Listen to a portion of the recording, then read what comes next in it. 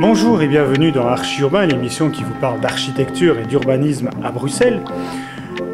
Aujourd'hui j'ai rendez-vous avec Christophe Gillis. Alors je ne sais pas où il m'a donné rendez-vous parce que c'est un peu étrange. C'est des travaux.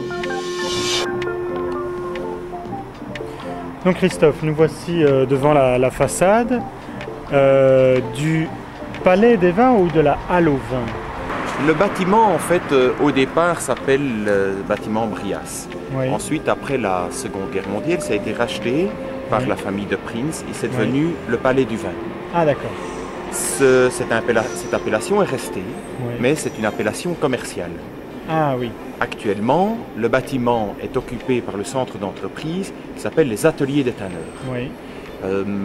Dans les Ateliers des Tanneurs, il y a toute une série d'entreprises et il y a là-dedans les Halles des Tanneurs qui regroupent un restaurant, un fleuriste, de magasins, une librairie et une sorte d'association commerciale qui redynamise le quartier et notamment cette rue des Tanneurs dont on a déjà parlé.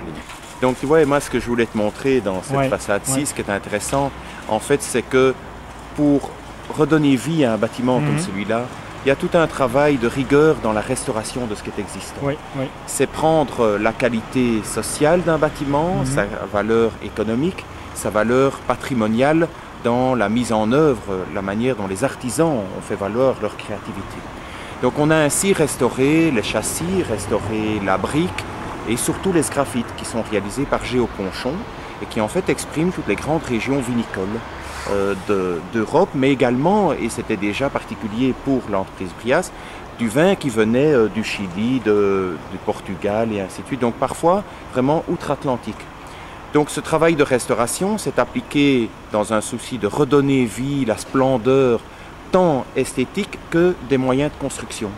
Et les seules interventions contemporaines que l'on a fait, c'est en fait le remplacement des volets métalliques des deux quais de déchargement dans une grille de facture contemporaine pour exprimer la nouvelle réaffectation.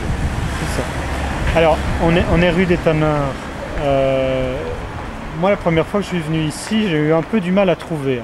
Naturellement, c'est déjà ton chantier du bâtiment dont on était tout à l'heure qui m'empêche de voir ce beau bâtiment. Mais après ça, tu crois que les gens vont venir jusqu'ici? Qu'est-ce qu'il y a à voir ici à part... Dans ce quartier, dans le bas des Marolles, il y a quelque chose de très intéressant. C'est qu'en fait, il y a ici, concentré dans un îlot, dans la rue Saint-Guilain, rue de Nancy, rue des Tanneurs, trois monuments de l'architecture du début du XXe siècle, qui est en fait l'école maternelle de Victor Horta, splendide dans son organisation. Il y a le bâtiment Kortevriend, donc l'atelier Kortevriend par le peintre, bâtiment Art Nouveau, qui est situé rue de Nancy, derrière nous, et il y a le Palais du Vin. Ce qui est particulier ici, c'est qu'il restait quasi plus rien. Ah oui. Les châssis ont disparu, les portes qui sont en fait derrière nous, on voit les vitraux par lesquels on est passé. En fait, tout soit avait brûlé en partie, soit avait disparu.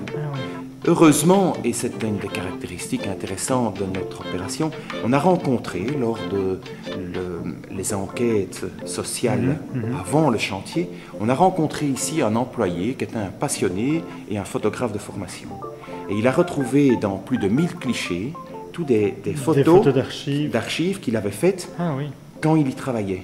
Et on a retrouvé de cette manière-là tous les dessins des vitraux, des portes, l'emplacement exact des choses. Et on a pu en fait restituer, c'est-à-dire refaire à l'identique, sur base de documents véritables. On n'a rien inventé ici. Les vitraux qu'on voit derrière, c'est pas ceux d'origine, mais c'est ceux que tu as refaits. C'est ça, c'est-à-dire que dans la restauration, on dit qu'il y a de la restauration, on nettoie ce qui est existant, on répare ce qui est existant, et puis à la restitution, c'est-à-dire qu'il y a encore des artisans qui ont le savoir-faire de faire à l'ancienne. Lorsqu'on a tous les documents, c'est discuté avec la Commission royale des monuments et sites, tous les documents qui permettent de montrer que c'était ça qui était existant. Le bâtiment est classé, et il est classé, je dirais, pour deux grandes raisons. La première raison est la valeur de sa façade, dont on en a déjà parlé, mais la deuxième raison, et elle est intéressante, c'est en fait son fonctionnement.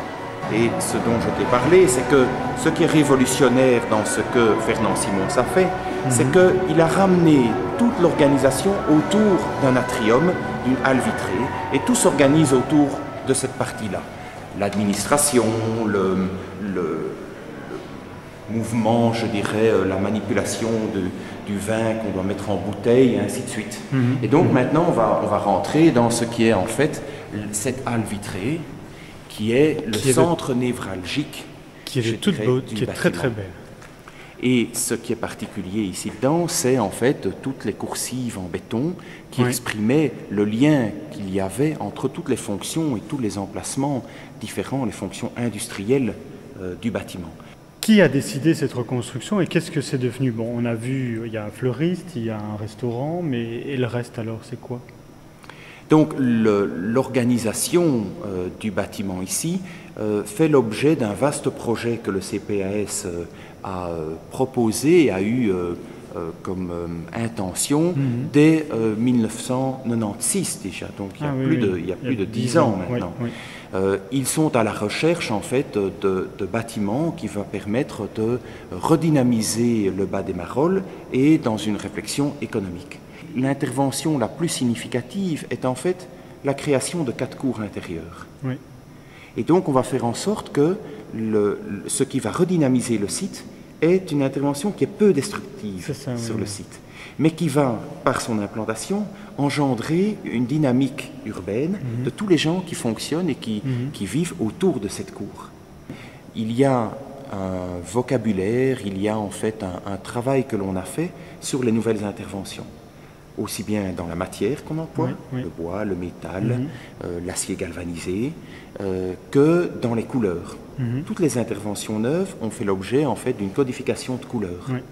Et les interventions existantes ont fait l'objet sur base d'études stratigraphiques, c'est-à-dire on a pelé les murs petit à petit pour en fait comprendre quelles étaient les couleurs successives et les couleurs d'origine. Donc ici on se trouve dans les anciens entrepôts d'origine. C'est ça, donc, là où il y a les toits en tuiles. Exactement.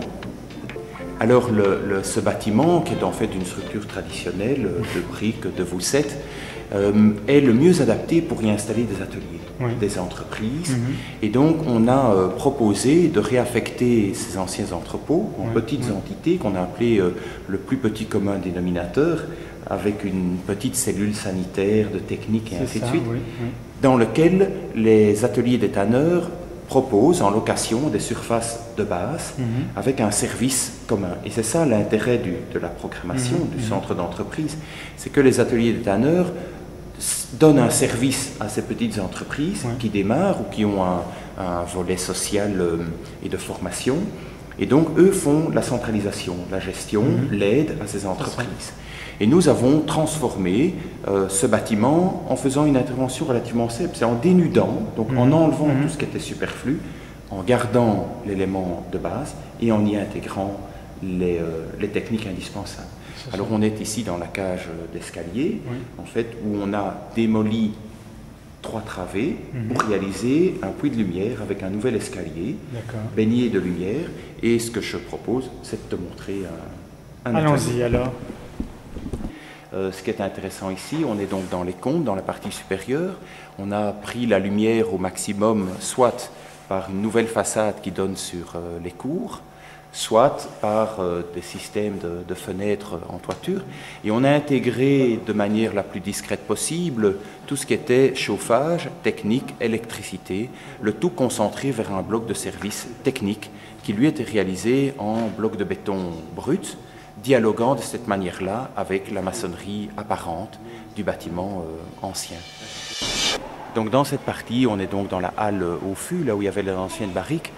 Ce qui est intéressant, c'est qu'est de nouveau ici installé un restaurant avec le plaisir de la bouche. Donc c'est fort similaire à l'affectation d'origine d'avoir en fait le vin. Et ce que l'on voit bien dans cette partie-ci de la halle, c'est la manière dont toutes les techniques ont été intégrées dans les ponts roulants ou en complément de la charpente existante, mais jamais au détriment de la lecture, de la spatialité d'origine. Alors ce qui était très intéressant dans l'opération, c'est qu'en fait, on a eu une grande collaboration avec les nouveaux occupants, les locataires, et dans ce cas-ci, le restaurant. Et par exemple, on le voit bien que l'intégration des cuisines ne perturbe absolument pas la lecture du bâtiment d'origine. Elles viennent un peu derrière, elles sont dans des tons noirs, discrets par rapport à cette ambiance formidable. Alors, ce que je te propose de faire, c'est de descendre l'escalier et descendre jusqu'en bas. On a voulu faire en sorte que cet escalier qui n'existait pas au départ, mais qui était nécessaire pour la nouvelle affectation, en fait, respecte le sol, le granito est tout à fait continu, et se met en place comme un objet métallique dans ce bâtiment industriel mettant fortement en valeur le métal, et qui est réalisé autour d'une structure qui en fait est prise de part et d'autre par une tôle perforée. Et entre cette tôle perforée peuvent venir prendre place de l'éclairage, et l'objectif est de faire en sorte que cette intervention soit très contemporaine dans un bâtiment en fait qui est d'une valeur patrimoniale très intéressante. En fait, c'était une grande halle dans laquelle il transposait les grandes barriques. Et on a pu retrouver, grâce à des photos de collectionneurs qui ont collectionné des photos de la construction du bâtiment, donc des photos de 1910, qui montraient que derrière moi et en dessous de ces grandes voûtes, qu'on appelle une toiture cintrée, les barriques de vin étaient stockées et déplacées par les chemins roulants qui permettaient de les déplacer. On les a réutilisés pour accrocher tout ce qui était l'éclairage, la ventilation et ainsi de suite. Christophe, merci beaucoup. Un petit verre de vin, bien sûr. Moi, je ne bois pas, donc ce sera de l'eau. Eh bien, moi, c'est avec plaisir que j'ai appris à découvrir plein de régions de vin. Et j'ai pris beaucoup de plaisir. Depuis lors, je crois que je commence à avoir une petite carte. À ta santé. Merci, Christophe.